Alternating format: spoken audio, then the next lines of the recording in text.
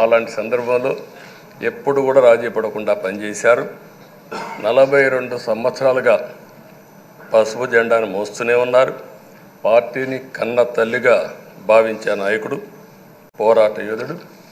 ఎప్పుడు కూడా రాష్ట్రంలో అభివృద్ధి చేయడమే కాకుండా ఉత్తరాంధ్ర అభివృద్ధి కోసం, ప్రత్యేకంగా విశాఖపట్నం అభివృద్ధి కోసం ఎనలేని కృషి చేసిన నాయకుడు అయ్యన్న పాత్రుడు గారని చెప్పి కూడా నేను మీకు తెలియజేస్తున్నాను.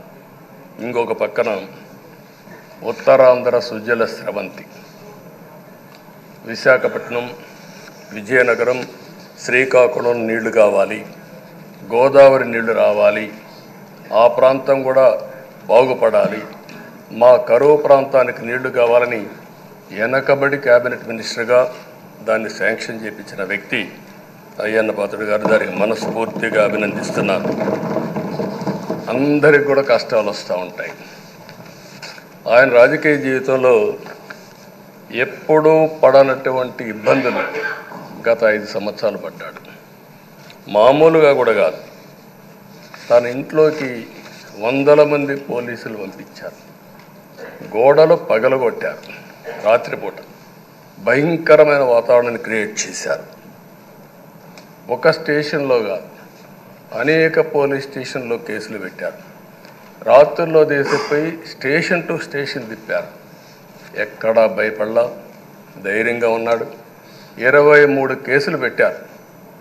అందులో దగ్గర 10 కేసులు ఒక సిఐడిని పెట్టారు. అయితే రాజీలేని పోరాటం చేసి మనోనిబ్బరంతో ముందుకు పోయిన వ్యక్తి. కడాన మనందరం గుర్తుపెట్టుకోవాల్సింది, 60 సంవత్సరాలు, 62, 63 సంవత్సరాలు ఉండే వ్యక్తి పైన అత్యాచారం కేసు కూడా పెట్టారు. ఇవన్నీ కాకుండా అంటే ఎలాంటి పాలకులు ఉన్నారు, ఎలాంటి జరుగుతాయి అనేదానికి ఒక ఉదాహరణ ఇవన్నీ జరిగాయి. అయితే ఒక్క విషయం ఎక్కువంటే సభ్యులందరికీ విజ్ఞప్తి చేస్తున్నాను. ప్రతి ఒక్క నాయకుల్లో కూడా ఒక స్ఫూర్తిదాయకమైన సంఘటనలు ఉంటాయి. అందుకే ఇన్నిసార్లు గెలుస్తారు. అలాంటి మన అయ్యన్న పాత్రుడు గారిలో ఉండే మంచి పాజిటివ్ పాయింట్స్ అన్నీ కూడా మీరు కూడా ఆలోచించుకోవాల్సిన అవసరం ఉంది. ఒక వ్యక్తి చట్టసభకు రావడం ఒక అరుదైన గౌరవం. ఇది ఒక అవకాశం. కొన్ని లక్షల మందిలో ఆ అవకాశం మనకు వస్తుంది. ఆ అవకాశంతోనే మనం అందరం ఇక్కడికి వచ్చాం. అయితే మనం అందరం గుర్తుపెట్టుకోవాల్సింది, మనల్ని ఎంపిక చేసిన ప్రజలకి ఏం చేయాలి, తాత్కాలికంగా ఏం చేయాలి, ఒక టైం బౌండ్ ప్రోగ్రాంలో ఏం చేయగలుగుతాం, దీర్ఘకాలంలో ఏం చేయగలుగుతామో మనం అందరం ఆలోచించుకొని అలాంటి సమస్యల్ని పరిష్కారం చేయాల్సిన బాధ్యత మనందరి పైన ఉంది. అంతేకాకుండా ఈరోజు ఎక్కుండే ఎమ్మెల్యేలందరినీ కోరుతున్నాం, మనందరి పైన ఒక పవిత్రమైన ఉన్నతమైన బాధ్యతని తెలుసుకొని నడవాల్సిన అవసరం ఉంది. చట్టసభల్లో సభ్యుల ప్రవర్తన, వ్యాఖ్యలు, చర్చలు, మనం ఏదో ఇక్కడ అపోజిషన్ ఉంటే అపోజిషన్కే జవాబుదారితనం, వాళ్ళ మీద మాట్లాడాలనే ఆలోచన కాకుండా మనం మాట్లాడే విషయాలు రాష్ట్రం మొత్తం ప్రజలంతా వాచ్ చేస్తూ ఉంటారు. మీ నియోజకవర్గంలో ఉండే ప్రజానీకం వాచ్ చేస్తారు, రాష్ట్రం అంతా వాచ్ చేస్తారు. ఒక సభ్యుడిగా మీరు సమర్థవంతంగా పనిచేస్తే ఎక్కడ లేని గౌరవం వస్తుంది. దానికి మనందరం కృషి చేయాల్సిన అవసరం ఉంది.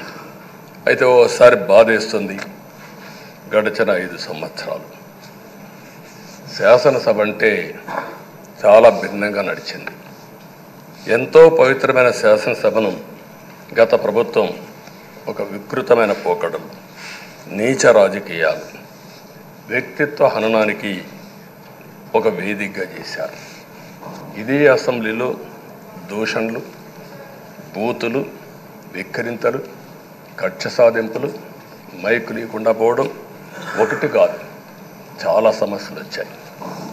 అదే సమయంలో ఫస్ట్ టైం వచ్చిన ఎమ్మెల్యే బాధ్యతారాహిత్యంగా 6-7 సార్లు గెలిచిన ఎమ్మెల్యేని విక్రించడం, బూతులు తిట్టడం, చాలా వల్గర్గా ప్రవర్తించే పరిస్థితికి వచ్చారు. ఆ రోజు ప్రభుత్వం యొక్క వైఫల్యాల్ని క్వశ్చన్ చేస్తే వాళ్ళపైన సభలోనే దాడి చేయడం, నీచంగా మాట్లాడడం, వాళ్ళ మనోభావాలు దెబ్బతీయడం, ఇవన్నీ చేసే పరిస్థితికి వచ్చారు. ఇక్కడుండే నాయకులు నేను చూశాను.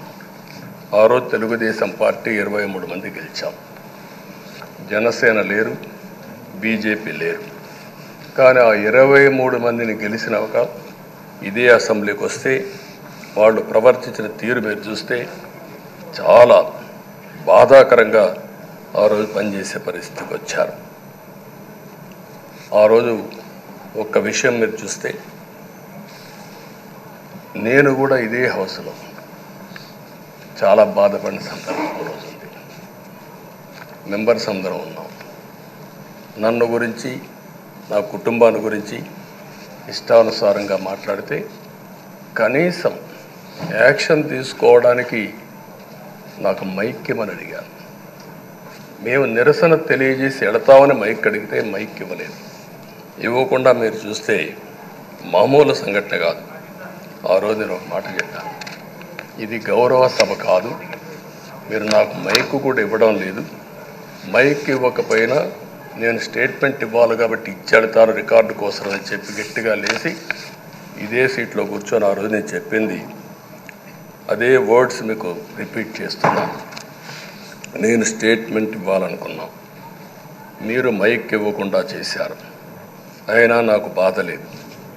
మళ్ళీ చెప్తున్నా, ముఖ్యమంత్రిగానే ఈ హౌస్కు వస్తాను తప్ప అదర్వైజ్ రాజకీయాలు అవసరం లేదు. ఇది ఒక గౌరవ సభ కాదు. ఇలాంటి గౌరవ సభలో నేనుండనని మరొక్కసారి చెప్తూ మీకు నమస్కారం. ప్రజలకు విజ్ఞప్తి చేస్తున్నా, నా అవమానం మీరు అందరూ అర్థం చేసుకొని నిండు మనసుతో ఆశీర్వదించాలని కోరుతూ ఈ సభ నుంచి వాకౌట్ చేస్తున్నానని చెప్పి వాకౌట్ చేసి బయట ప్రెస్ కాన్ఫరెన్స్ పెట్టాను. ఎందుకు ఈ విషయం చెప్తున్నానంటే, నా జీవితంలో ఇది 9వసారి నేను వెళ్ళే.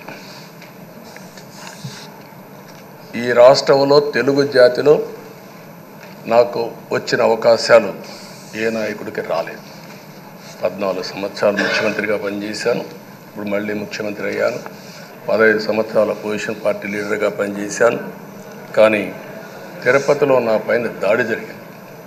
24 క్లేమోర్ మైన్స్ నా మీద బ్లాస్ట్ చేశారు. ఆ రోజు కూడా నా కళ్ళలో నీళ్ళు రాలేదు.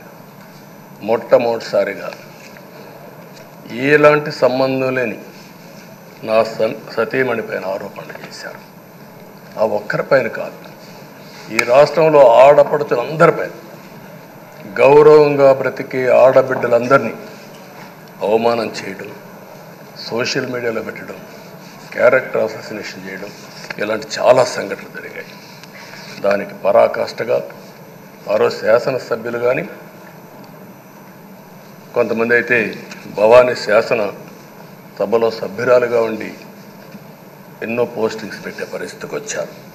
అలాంటి సంఘటనలు చూసిన తర్వాత ఫస్ట్ టైం నా జీవితంలో ఆడబిడ్డల కోసరం ఇలాంటి హననాన్ని చేశారని బాధపడుతూ కంటతడి పెట్టాను.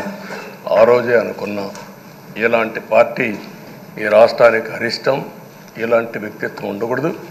మళ్ళీ ఈ రాష్ట్రాన్ని గౌరవ సభ చేసి హోందాగా నడిపించే వరకు నేను పనిచేస్తానని చెప్పి ఒక శపథం చేశాను. ఆ శపథం ప్రకారమే ప్రజలు గెలిపించారు, వచ్చాను. ఈరోజు 2 సంవత్సరాల తర్వాత, ఆ రోజు నేను వెళ్ళింది 2021 నవంబర్ 19వ తారీఖున వెళ్ళాను. నిన్న మీ అందరి ఆశీస్సులతో, ప్రజలందరి యొక్క ఆమోదంతో ఈ సభలోకి ఎంటర్ అయ్యాం. నాకు జరిగిన అవమానం కానీ, ఆడబిడ్డలకు జరిగిన అవమానం కానీ భవిష్యత్తులో ఎవరికీ జరగకుండా కాపాడే బాధ్యత ఈ అసెంబ్లీ తీసుకోవాలని అందరినీ కోరుకుంటున్నాను. నా గౌరవాన్ని కాపాడిన ప్రజానీకానికి మరొకసారి మనస్ఫూర్తిగా ధన్యవాదాలు, అభినందనలు. నా జీవితాంతం రుణపడి ఉంటా. మళ్ళీ నాకు జన్మనంటే తెలుగువాడుగా పుట్టాలని, తెలుగు గడ్డ రుణం తీర్చుకోవాలని నా ఆకాంక్ష. తప్పకుండా ఇచ్చేస్తాను. మొన్న మీరు ఒక్కసారి చూస్తే ఎన్నికల్లో ఇక్కడుండే శాసనసభ్యులందరికీ అనుభవం ఉంటుంది. ఎక్కడో అమెరికాలో ఉండే వ్యక్తులు 5 లక్షలు 10 లక్షల రూపాయలు ఖర్చు పెట్టుకుని ఓటొచ్చి ఓటేయడం, నెల 2 నెలలు పనిచేసే పరిస్థితికి వచ్చారు. వేరే రాష్ట్రాల్లో ఉండే ప్రతి ఒక్కరూ ఇది నా బాధ్యత అనే ఉద్దేశంతో అందరూ వచ్చి ఓట్లేసే పరిస్థితికి వచ్చారు. కొన్ని సంఘటనలు చూస్తే ఆశ్చర్యం వేస్తుంది. హైదరాబాద్ నుంచి ఎన్నికల ముందు రోజున 55 ట్రైన్లు వేశారు. 55 ట్రైన్లో ఫుట్పాత్లపై నిలబడుకొని వచ్చారు. ఏసీలో ఫుల్గా, మామూలుగా ఏసీ అంటే ఒక ప్రెషర్ ఉంటుంది, ఎక్కువ మంది ఉంటే గాలి ఆడదు. అయినా కూడా లెక్క పెట్టుకోకుండా వచ్చారు. వీళ్ళందరినీ మనం పిలిస్తే రాలా, మనం ఆర్గనైజ్ చేస్తే రాలా. కానీ ప్రజలు గెలవాలి, ఈ రాష్ట్రాన్ని కాపాడుకోవాలని పిలిపించాం. ఎన్డీఏ, పవన్ కళ్యాణ్ గారు, బీజేపీ, తెలుగుదేశం ముగ్గురం కలిసి దాంతో స్పందించి పెద్ద ఎత్తున ప్రతి ఒక్కరూ మా బాధ్యతను వచ్చారు. అదే మాదిరిగా పేదవాడు భోజనం తెచ్చుకొని బస్సుల్లో వచ్చి ఓటేసి మళ్ళీ వెళ్ళారు. అంటే అంత అభిమానం చూపించారు. వాళ్ళ రుణం తీర్చుకోవాల్సిన బాధ్యత ఈ సభ పైన ఉందని చెప్పి మీ అందరికీ తెలియజేస్తున్నా. ఆ బాధ్యతని మన కళ్ళ ముందు ఎప్పుడూ కనపడవలసిన అవసరం ఉంది.